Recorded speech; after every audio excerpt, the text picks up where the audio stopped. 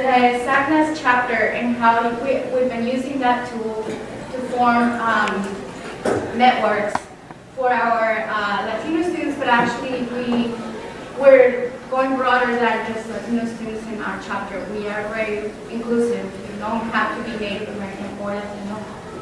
We have some African American members and others.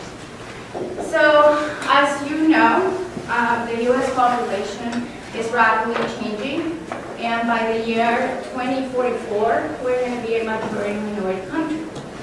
In fact, by the year 2020, which is only 3 years away from now, everyone under the age of 18 will already be a majority minority group.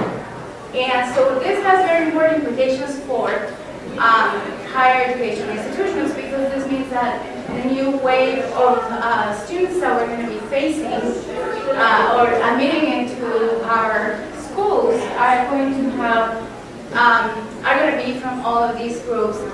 And what is true of many institutions, including my own, is that we are not ready for this.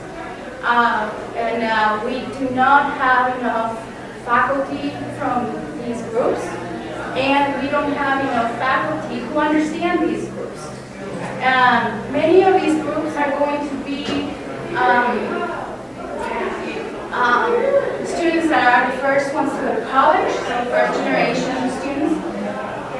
The number of first generation faculty is very small, and the concerns and the needs of this group oftentimes cannot be predicted by our faculty. We don't know how to handle this because, again, we don't have many faculty who have that experience, and we want to know with that experience. So if we think that this is how the United States kind of looks like, and we look at what academia looks like, we definitely see quite a contrast.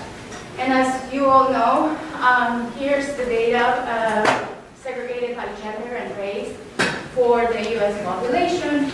And when we look at people in science and engineering, the workforce in science and engineering, you can see the groups that are overrepresented are Black males and Asians, both female and male, and everybody else is underrepresented.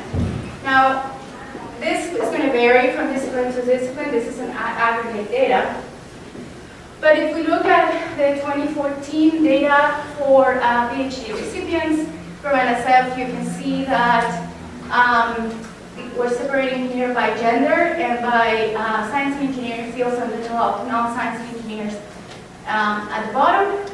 And one important thing I'd like to point out is the scale on the y-axis, where we have tens of thousands. So we have about almost 25,000 males in science and engineering with PhDs, and over 15,000 females. And when we look at how many of our underrepresented students are getting PhDs, we can see that African American and Hispanics, we only got a little over 2,000. So the scale on the y-axis has now gone down by a factor of 10. And when we look at our Native American PhDs, we don't even have 500 yet. So there's an obvious problem with representation, and everybody in this room is very familiar with this. This is data that is not as well known, but it's also now being tracked by NIH, by NSF, which is the number of postdocs. So these are people who have finished their PhD, that went on to do their postdoc, and we see that we have over almost 30,000 postdocs that are male, and around half of that amount are female, and that has remained kind of flat. When we look at our underrepresented groups, we see that the Hispanics and Latinos are the ones that are doing the best, but we don't even have 1,000. And so this is important because this is a critical step before becoming faculty.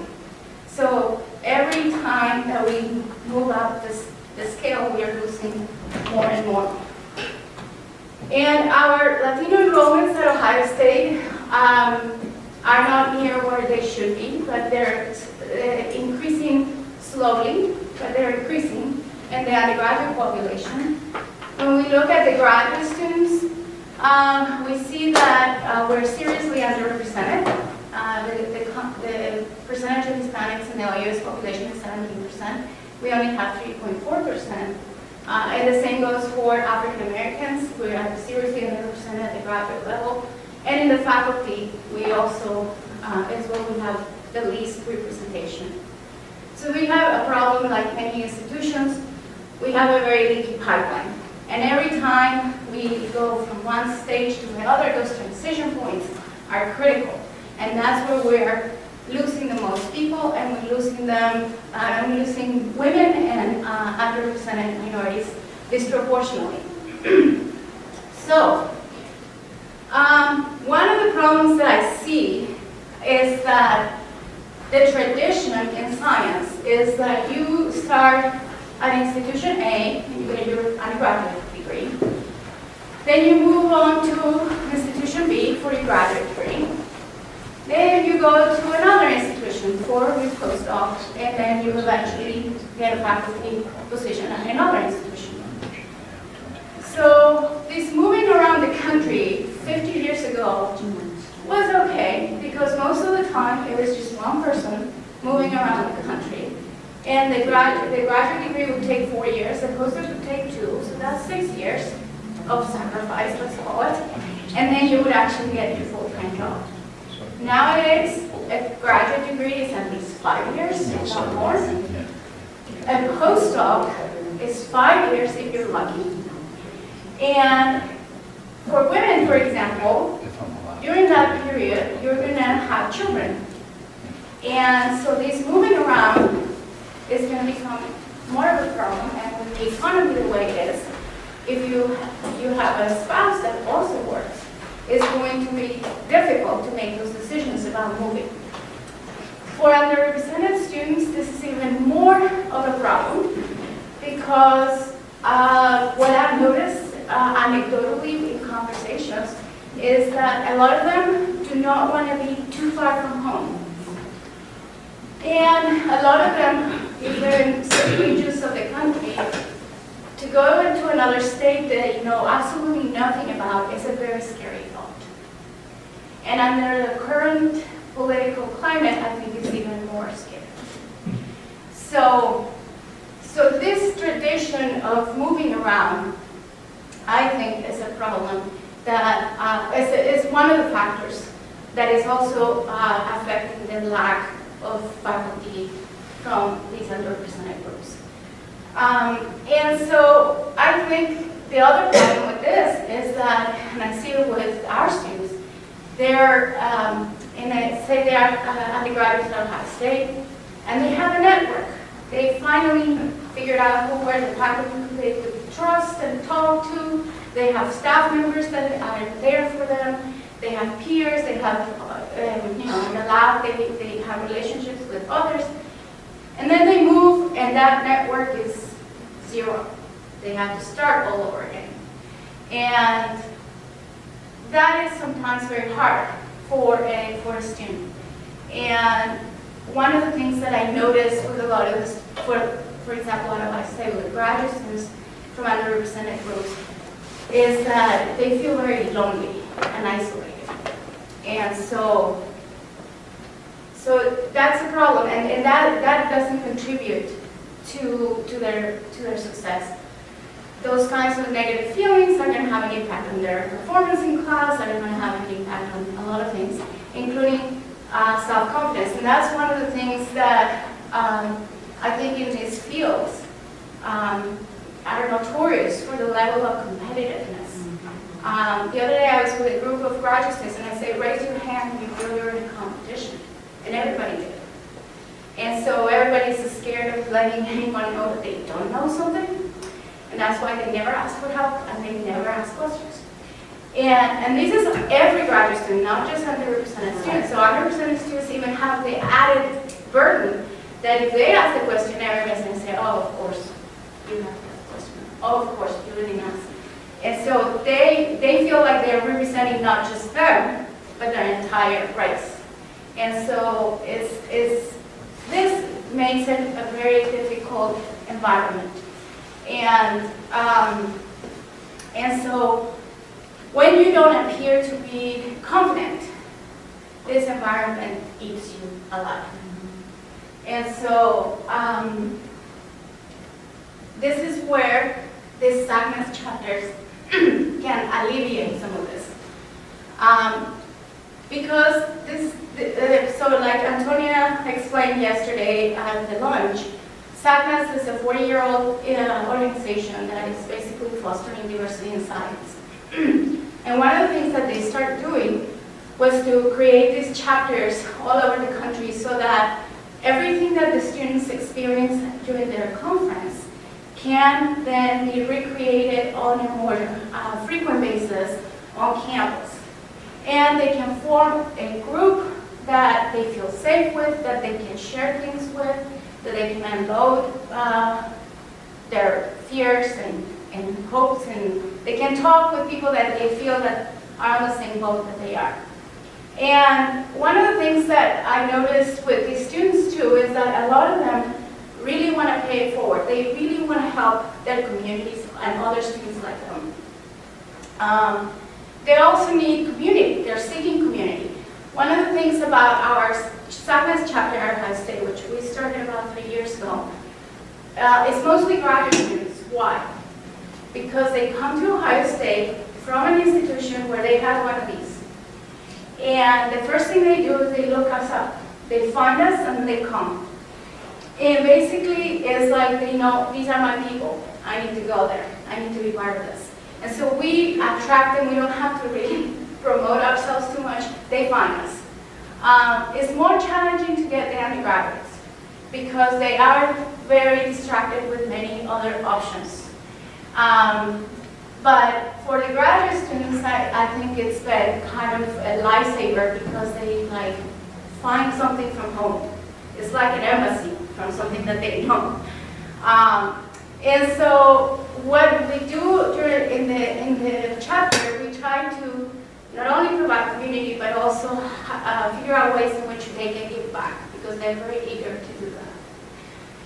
So this SACNAS chapters, I think, could be kind of like the glue that could help those students that are jumping from institution to institution.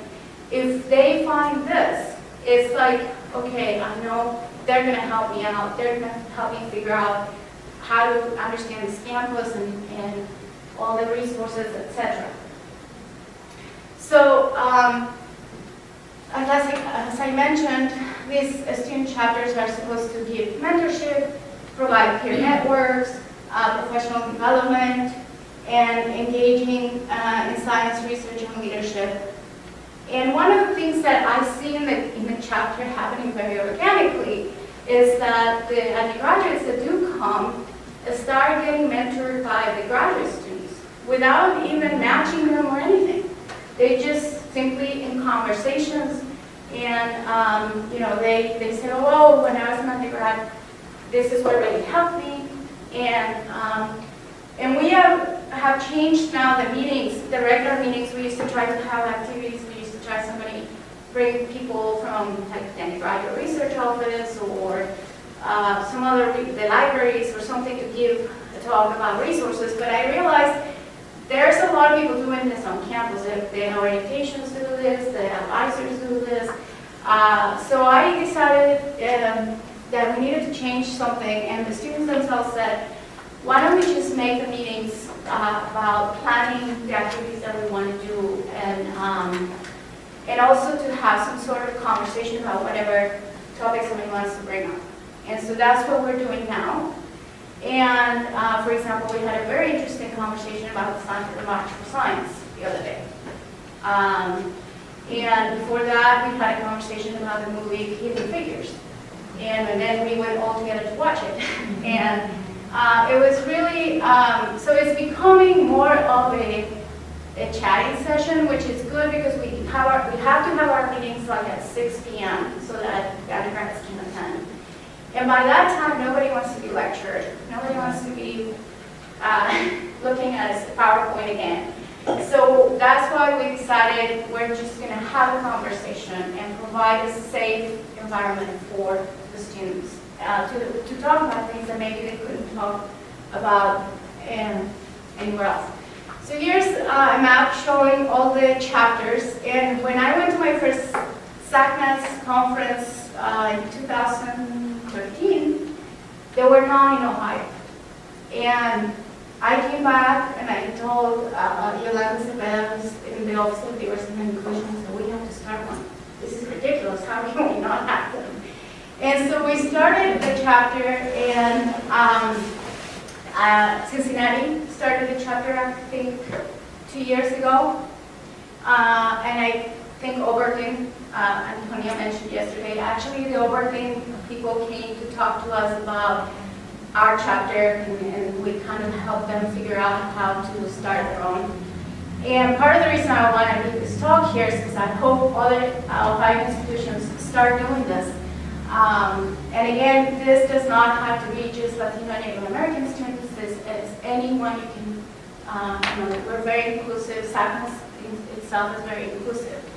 And in parts of the country, like in California and the Southwest, where they have so many chapters, they actually have regional meetings where all the SACNAS chapters get together, and they basically have a mini SACNAS conference where everybody presents research, and there's similar to like this conference for LSAMP, but the chapters do it for their own members. And like I said, our chapter is graduate students and the graduate students. We also now have 2 faculty, and these are brand new faculty who grew up in SACNAS.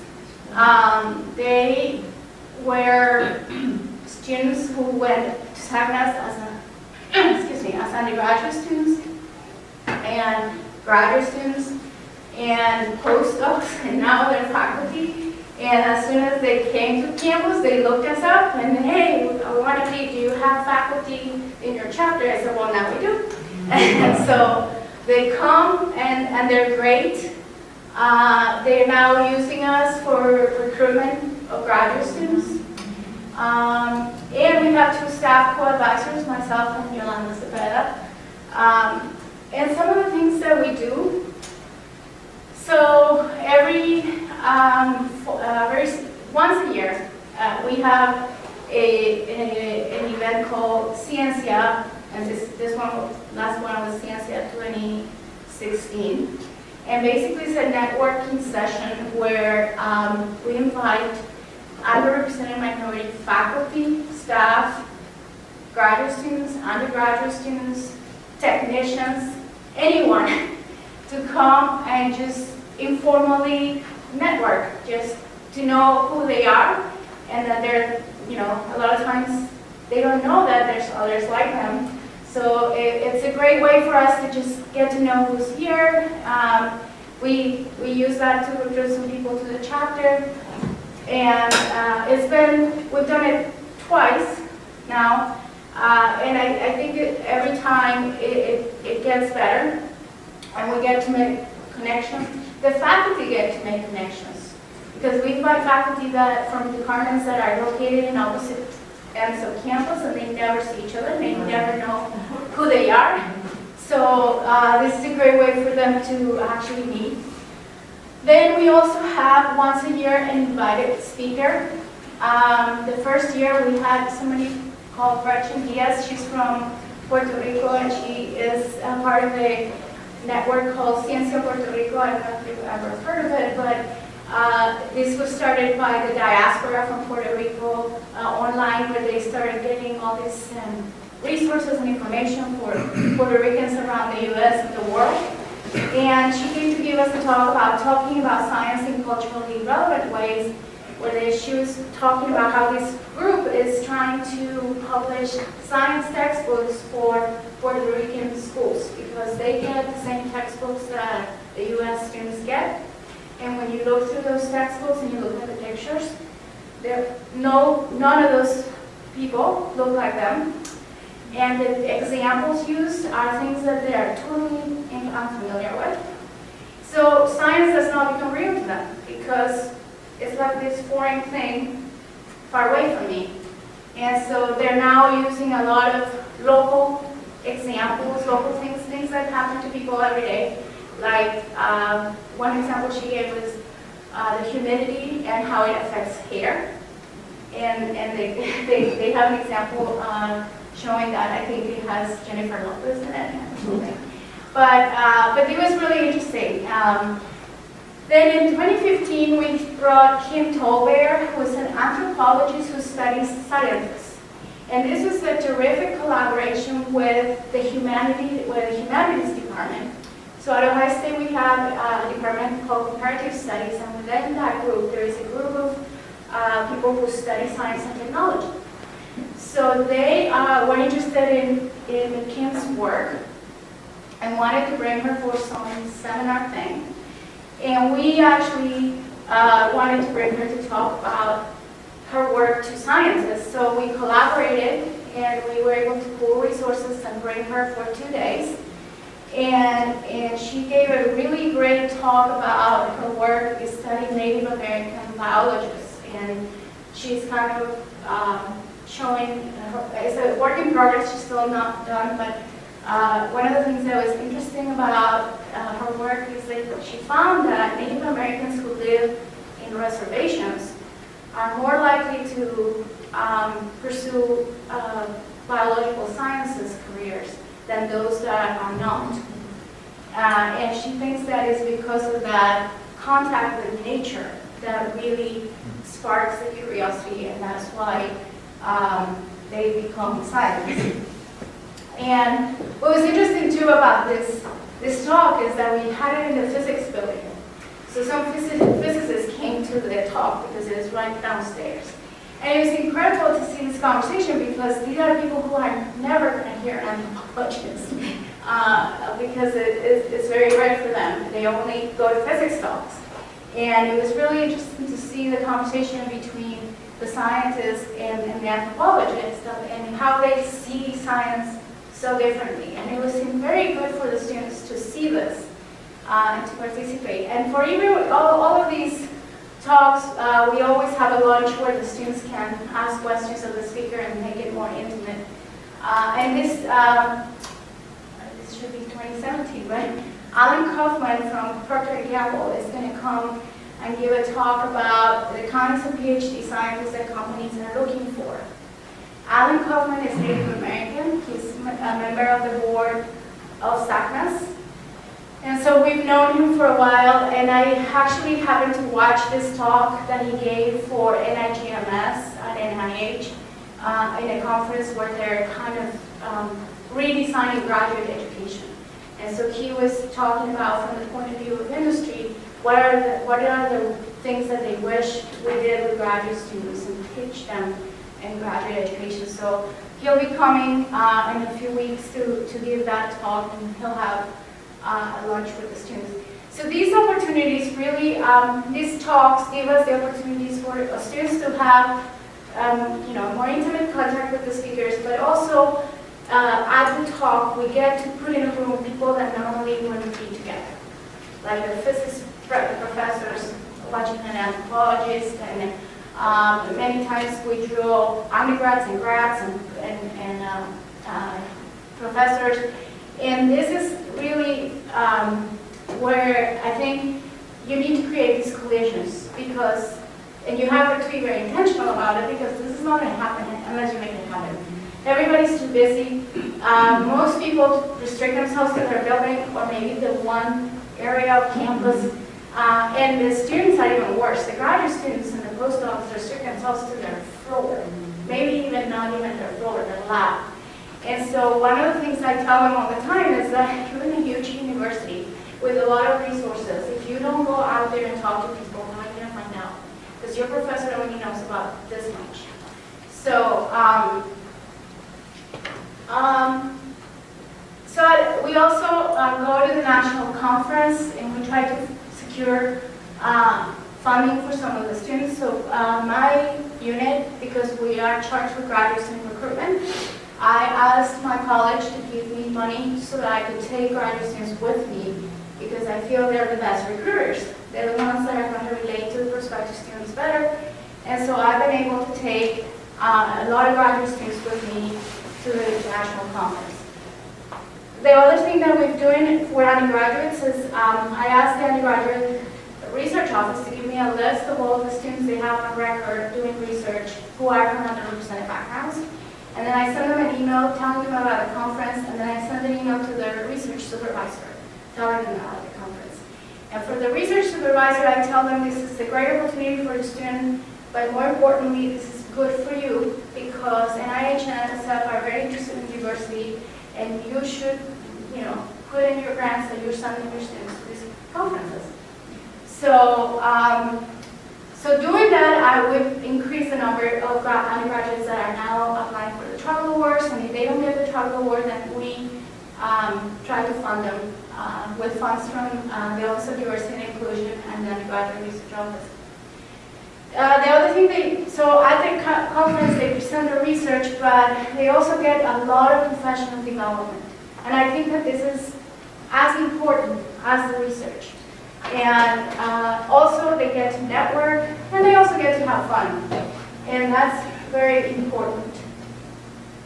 So here are some pictures of, one thing is that since I started getting students involved, every year, 2 of my students win awards. And I told them I want to break that streak. So we have a practice session before the conference. And so this was the first year. This is an astronomy student and a physics student who both won awards. In 2015, our group was a little bigger. Jennifer, who is here, she actually is now at the University of Cincinnati, and one of the things that she looked for was the science chapter when she came here, and now she's part of that chapter. So this was 2015. This was the group for 2016, which was a lot bigger, and I'm hoping that we can top that this year. And so here are the 2 award winners from last year. Other things that we're doing, social activities. It's important for them to socialize. They keep asking, let's not make this academic because people are tired. And so a lot of times they go, there's a big event at Ohio State called Taste of OSU where they have like food samples from all very different cultures and countries around the world. So they go together to that. We went to the Hidden Figures screening. They also, there is a comedy club on campus that has amateur comics, and you can use them to raise funds. So they've used that to raise funds for the chapter. A lot of times when they have these social activities, we try to just let the students do all that. And we don't even participate a lot of times because I think it's important that they have some time. There's just them. We also have other collaborations with other groups on campus. Of course, the LSAMP is one. Every time we had a talk or whatever thing that we think that is very important for science students to know, we send it to them and make sure that they come. We have been collaborating with undergraduate and graduate recruitment people. So this year, for example, we had at my college a group of, an event for admitted students called Arts and Sciences Day. And so we had, as part of that event, a breakfast with the underrepresented minority students. So we had SAPNAS have a table there and talk to the incoming students about the chapter and why it's a good idea to join. We also started, the university started a Latino arrival program, and we've also had our members participate in that. And there is a Puerto Rican Student Association, PRSA, that also has a lot of members, and it happens to be that most of the Puerto Rican students on Ohio State are in science or engineering. So we collaborate with them too in a lot of things. And then off campus, as I mentioned, we had this connection with Auburn College.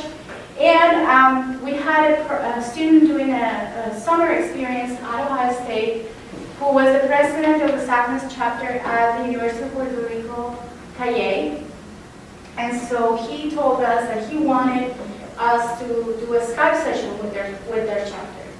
So a lot of the people in his university are really curious about what it's like to be a graduate student at Ohio State. So we are going to have a Skype session with a panel of graduate students from Puerto Rico at Ohio State that can talk to the students over there about, answering their questions. This is a picture of when Oberlin College came over. This is a term that we made up. And here are some of our students.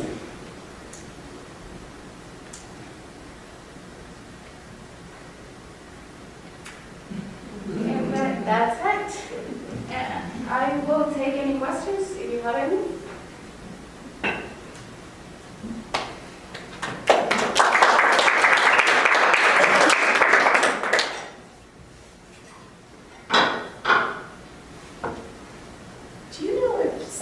Has chapters at the community college level?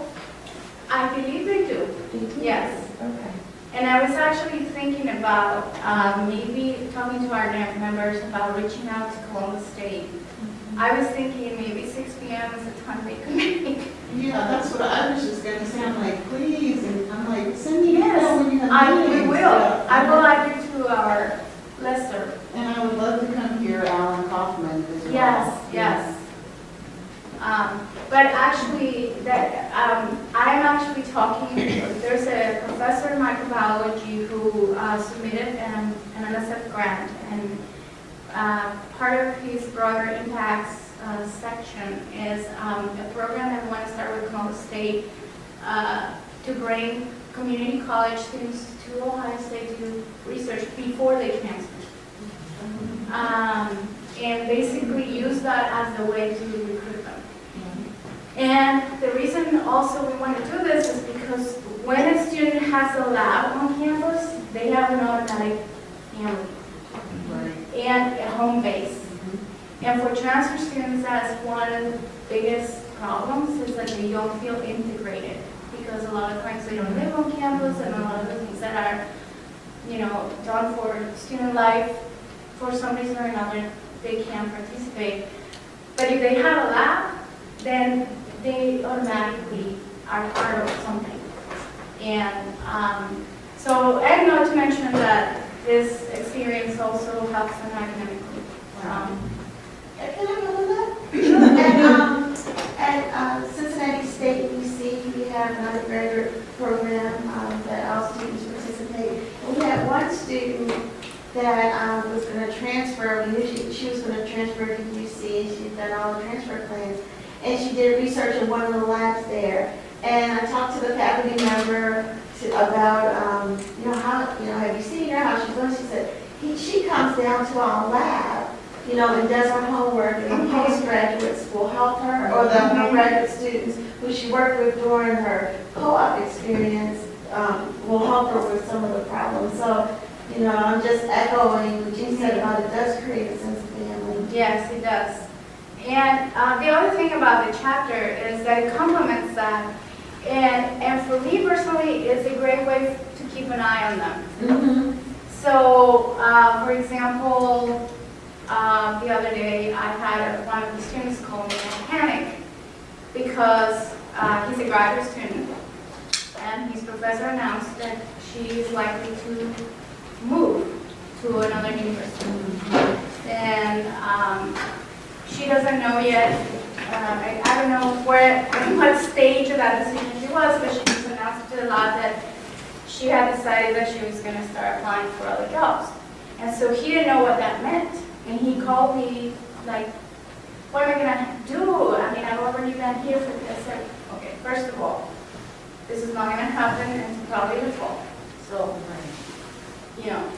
secondly, that doesn't mean that you can't continue your research. You can go with her, but you need to ask questions like, am I going to be in the graduate program over there, or am I going to remain in the graduate program here? And then I walked him through all the questions that he had to ask. And after I talked to him later, he said, oh, I was so glad I called you because I was terrified. I didn't know what was going to happen, and now I know it's going to be okay. And so I think that if he hadn't had me to ask these questions, didn't have anyone else who he felt comfortable with to ask these questions. And I also, for example, had a student who I hadn't seen in a while, so I called her and I asked her what's going on. And of course, she was in level 4 of the crisis, and I'm like, why didn't you call me when we were in level 1? And I tell the students, you know, I don't know everything, but if you come to me when the problem is small, I can probably figure out who can help you if I can't help you. But don't wait until we're in red alert, because by then, it's too late sometimes. But that's something that this chapter has allowed me to build with the students. It's like a safety blanket, you know. When in doubt, call myself. Right. And they usually do. I just want to say just real quick, kind of to piggyback off of what you said and something that's happened recently with some of our students, but this is an intervention for a lot of students. And I see students at the community college level that need it after their first semester at Jan Chem. You know, they're thinking that they can't do it, that they need to change their major. Instructors, unfortunately, are still telling them that they can't do it. So this is greatly needed. And I know with my experience in graduate school, I used our, what was it called, Minority Graduate Council to help, you know, me to kind of unwind and socialize and get to know other graduate students. They weren't all in science, but it really didn't matter. We all had similar experiences. So, yeah, it's something that we definitely need because students, unfortunately, are being turned out within their first year. Oh, yes, yes. And you know, one of the students in my group is an advanced graduate student, and he was facing a very difficult situation with his advisor. But his advisor was being neglectful and was MIA, basically. And he's at a critical point where he really needs a lot of input right now because he needs to wrap it up and go. And he was, so I kind of coached him on, like, here are the steps you need to take. And I said to him, and if this doesn't work, we'll go for the nuclear option. And he said, what is the nuclear option? He said, I'll go to the dean, and I'll talk to him. And I'll tell him that one of our superstars is about to leave the field because of somebody who is not doing their job. And he said, well, okay, thanks for having my back. And I said, I hope I don't have to do it, but I'll do it. And I know my dean, and he will go there and do something. Because these students, to me, they're like diamonds. You cannot let them slip through the cracks. And so, I mean, especially in some of these fields where we have so few students in the pipeline. So for me, this is like you said, an intervention. I think it's an intervention. It's a safety blanket. It's like a weapon that we need to really help the students succeed, and also to build their confidence. Because that's another thing that I try to do a lot, because that's one of the things I noticed. I also run a program for postdocs from underrepresented backgrounds. And I was talking to a colleague from Wisconsin who she had never worked with underrepresented minorities. And she had worked with other postdocs, and now she started this program, and she told me that one of the things that really struck her about the difference of working with the two groups was the serious lack of confidence that the underrepresented minority postdocs have. And at that level, that is deadly. And so I always tell them, you know, you have to build that up. And at the graduate students, I tell them, by the end of your first year, I want you to raise your hand in the seminar and ask the question. That's your challenge. Even if the question is, can you tell me if I understood this right? Blah, blah, blah. But if you are not talking, you become part of the furniture. You're not, you know, that's how you earn respect in science. It's by participating. And if you don't participate, you're nobody. So, So I know a lot of these things, these conversations don't happen in the lab. They don't happen with the advisor. So, and I'm also, these are only a handful of students, and these are the ones that actually come to the meetings. I mean, it sounds like it's a lot of work, but really isn't. Yes?